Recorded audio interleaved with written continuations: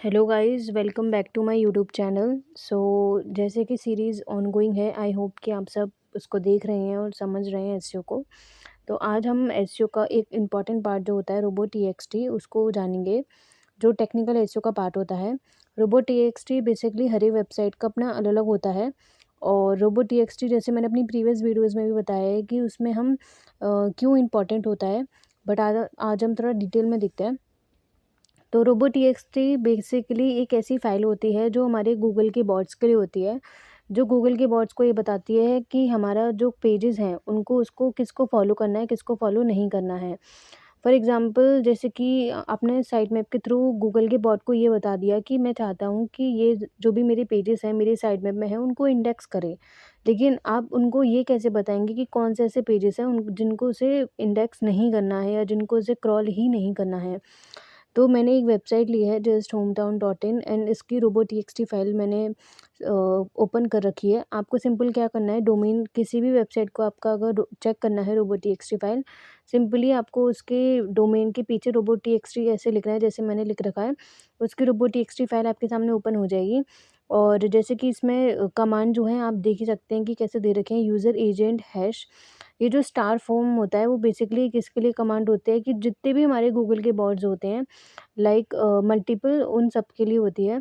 और जैसे कि एक मैंने आपको वेबसाइट ऑलरेडी दिखा दी है जिसका site robo TXT file open करके हम दूसरे का भी एक बार देख लेते हैं। एंड रोबो टीएक्सटी का मेनली जो हमारा कंसर्न होता है वो यही होता है कि अपने गूगल के बॉट को ये चीज़ बताना कि मैं चाहता हूँ कि इन जो पेजेस हैं इनको ना तुम क्रॉल करो ना इंडेक्स करो। और बेसिकली डिसअलाउ कर देते हो उन पेजेस को जिसको हम नहीं चाहते कि हमारे जो गूगल का बॉट है वो उसको पढ़े या फिर हमारे यूज़र्स को देखें। मैंने अब यूट्यूब का ओपन करा है रोबोटिक्सटी फाइल और पहले मैंने दूसरी वेबसाइट को ओपन किया था। जस्ट टू सी द रोबोटिक्सटी फाइल आप ये जान जाएंगे कि इसका कैसे साइड में बना हुआ है। यूज़र एजेंट जो है मीडिया पार्टनर्स गूगल उसने दे रखा है। एंड डिसअलाउ डिसअलाउ में उसने कुछ भी डिसअलाउ ऊपर नहीं कमांड दी है। एंड यूज़र एजेंट जो स्टार है वो डिसअलाउ दिस। इसका क्या मतलब हुआ कि हम चाहते हैं कि जो यूज़र एजेंट जो हमारा स्टार लगाता है, यानी ये सारे हमारे जितने भी गूगल के बॉट्स होते हैं सबको कमांड दी गई है।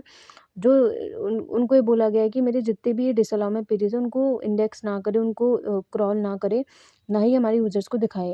लेकिन जो ऊपर वाली जो कमांड है user agent media partners in Google and disallow, तो उसमें ये जो कमांड दी गई है वो सिर्फ़ हमारे ये वाले बॉट को दी गई है। तो इसमें हमारा जो डिफ़रेंस है बस यही है कि साइड में भी बता देता है हमारे गूगल को कि कौन-कौन से पेजेस इंडेक्स करने हैं, कौन-कौन से पेजेस को क्रॉल करना है और यूज़र्स को दिखाना है। और रोबोटिक्सटी फाइल में बताते हैं कि कौन-कौन से पेजेस को डिसअलाउ करना है। इसमें हमारा साइड में भी मेंशन होता है जैसे आपने लास्ट में देखा होगा। लेकिन इसमें अगर आप दोनों में डिफ़रेंस देखोगे तो एक में क्या लिखा हुआ है, डिसअलाउ एंड नो इंडेक्स। तो नो इंडेक्स और डिसअलाउ दोनों में क्या डिफरेंस है? तो हम बेसिकली क्रॉरल को ये बता रहे हैं डिसअलाउ में कि तुम नो फॉलो नो इंडेक्स होता है और एक फॉलो और इंडेक्स होता है। लाइक हम चाहते हैं कि जो हमारा गूगल का बॉट है वो हमारी वेब पेज पे आए, उसको क्रॉल करे और उसको इंडेक्स ना करे। और डिसअलाउ का मतलब है कि ना हम चाह रहे हैं कि गूगल का बॉट इन पेजेस को देखे और ना वो इंडेक्स करे। तो बेसिकली ये डिपेंड करता है कि कुछ पेजेस ऐसे होते हैं वेबसाइट के लिए जो सिर्फ़ हम चाहते हैं कि गूगल का बॉट ही देखे, बाकी यूज़र्स के लिए उसमें कोई भी इन्फॉर्मेशन अवेलेबल नहीं है। तो वो हम सिर्फ़ उसको कमांड दे देंगे हमारे गूगल के बॉट को कि तू पढ़ ले, पर दू यूज़र को मत दिखाए। ना उसको इंडेक्स कर, ना उसको प्रायोरिटी दे। तो अगर आपकी भी वेबसाइट जो है अगर वो भी उस पे भी जैसे काफ़ी सारे पेजेस होते हैं जो आप चाहते हो कि मेरे जो गूगल के बॉट हैं उनको ना दिखे और हाइड करना चाहते हो एक तरीके से उससे, तो आपको सिंपल अपनी वेबसाइट जो होती है उसमें क्या करना होता है कि एक रोबोटिक्सटी फाइल बनानी होती है। आप चाहो तो काफ़ी सारे टूल्स फ्री भी अवेलेबल होते हैं आजकल गूगल पे, उनसे भी जाके ईज़िली क्रिएट कर सकते हो।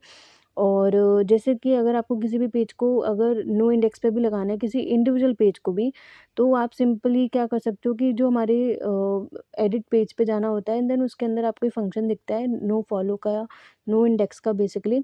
तो उसमें हम गूगल के बॉट को बता देते हैं कि हम ये नहीं चाहते कि इसको तू इंडेक्स कर। लेकिन एक ही काम को करने के जैसे मल्टीपल वेज़ होते हैं, ऐसे ही एसईओ में भी अगर मान के चलिए आपकी वेबसाइट अगर डब्ल्यूपी या वर्डप्रेस पे बनी हुई है देन इट्स ईज़ी कि आप प्लगइन का यूज़ करके उनको ईज़िली कर सकते हो। लेकिन बहुत सी वेबसाइट ऐसी हो जाती हैं जो कस्टम मेड्स होती हैं जिनमें आप कैसे आइडेंटिफ़ाई करोगे कि लाइक उनमें जैसे कि पहले तो इतना वर्डप्रेस और प्लगइन्स का इतना यूजेस नहीं था। जैसे पहले कस्टम वेबसाइट बनती थी, तो उसमें जो भी सारा काम होता था वो कोडिंग के थ्रू होता था। जैसे ये वाली जो वेबसाइट है उसमें हमें दिख रहा है कि ये हमारी ऑल इन वन एसईओ इसमें यूज़्ड हुआ है, हमारा जो प्लगइन है। ऑल इन वन एक तरीके से एसईओ के जो मल्टीपल प्लगइन्स होते हैं उनमें से ऑल इन वन एक टूल होता है जो काफ़ी अच्छा माना जाता है, प्लगइन होती है सॉरी, जो काफ़ी अच्छी मानी जाती है फॉर एसईओ पर्पस। तो उसके थ्रू हम इजीली गूगल को बॉट को कमांड दे पाते हैं कि नो इंडेक्स लगा लो।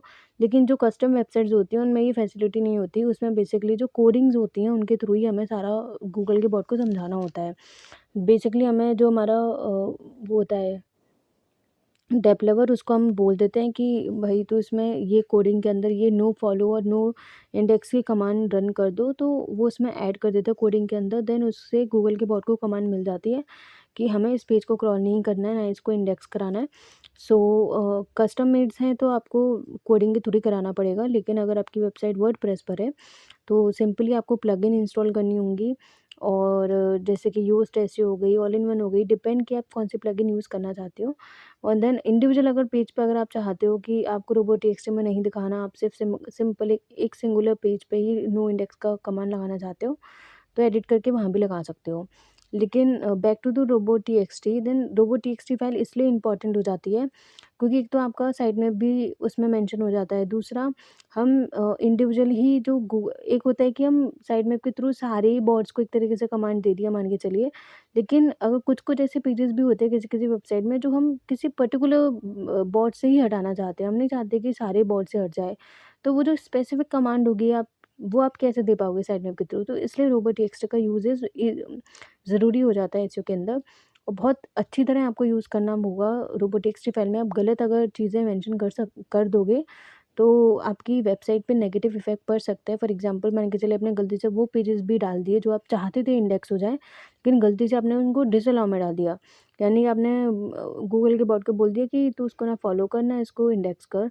तो ये क्या हो जाएगा कि आपके जो पेजेस जो आप चाहते थे रैंक हो जाएँ, वो आपको ही में एक एरर क्रिएट कर देंगे कंसोल में जब भी आप उसको इंडेक्स कराने जाएँगे कि आपने उसको रोबोटिक्स में ब्लॉक कर रखा है। एक आपने जो सर्च कंसोल के एरर्स होते हैं उसमें आपने देखा होगा एक एरर भी दिखाता है ब्लॉक्ड बाय रोबोटिक्स, तो वो इसी वजह से दिखाता है क्योंकि आपने उस पेज को अपनी रोबोटिक्स फाइल में इंक्लूड कर रखा होता है, इसकी वजह से।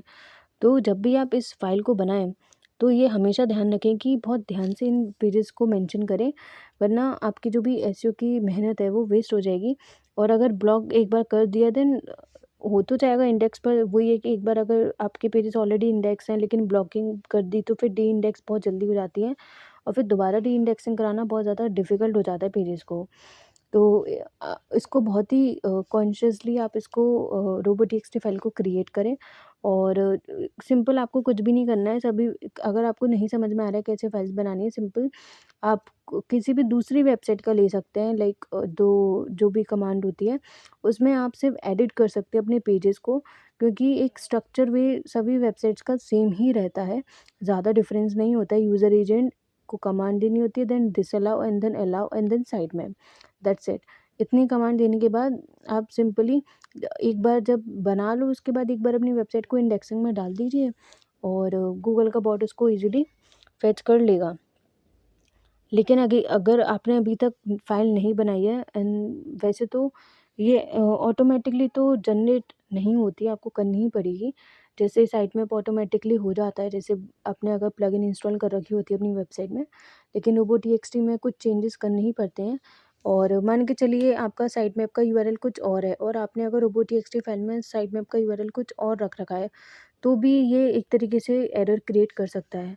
तो इसलिए मैं आपको बार-बार ये फ़ोर्स कर रही हूँ कि आप जब भी रोबोटिक्स की फ़ाइल क्रिएट करें या बनाएँ, तो उसको बहुत ध्यान से बनाएँ और अच्छी तरह जो यूआरएल्स हैं उनको चेक करके ही डालें कि डिसअलाउ में डालने हैं, अलाउ में डालने हैं। एक अगर आपने मिस्टेक कर दी देन आपका जो भी सारी मेहनत होगी एसईओ की वो सारी वेस्ट हो जाएगी। अगर आपको इस वीडियो से रिलेटेड या फिर कोई अदर वीडियो जो भी मेरी है, उसमें अगर कुछ भी कन्फ्यूज़न हो या कोई भी आपको क्वेरी हो या आपको कुछ भी क्वेश्चन पूछना हो या आपको कोई और लैंग्वेज में भी चाहिए हो, तो आप कमेंट में ज़रूर लिख सकते हैं। और मैं पूरा कोशिश करूँगी कि मैं आपकी जो भी क्वेरी है उसको रिज़ॉल्व करने की। और धीरे-धीरे हम इस सीरीज़ को कंटिन्यू रखेंगे और कल हम बेसिक्स जो होते हैं हमारे एसईओ के, लाइक कोर पार्ट उसको हम स्टार्ट करेंगे लर्न करना। धीरे-धीरे मैं आपको एक प्रैक्टिकल भी दिखाऊँगी, ऐसा नहीं है कि सिर्फ थ्योरेटिकल रहेगा, बट बेसिक्स क्लियर करने पहले ज़रूरी होता है, देन उसके बाद ही हम प्रैक्टिकल पे चल सकते हैं। तो अगर आपको वीडियो अच्छी लगी तो प्लीज़ इसे लाइक और सब्सक्राइब ज़रूर करें। Thank you.